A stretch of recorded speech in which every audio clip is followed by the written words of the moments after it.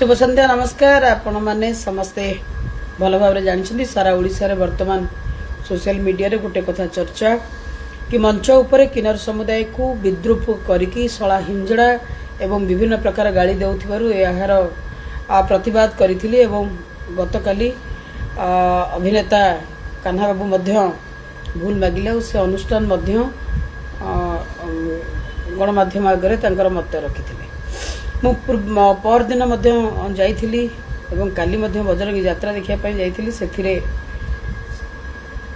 मो नजर को आसी नथिला किंतु आज गोटे छोटिया वीडियोटे सोशल मीडिया रे बाजुची जो थे चर्चित खलनायक क्षितिश बाबू कहउछंती कि सला मते कोन हिंजड़ा बोली भाबी चुकी।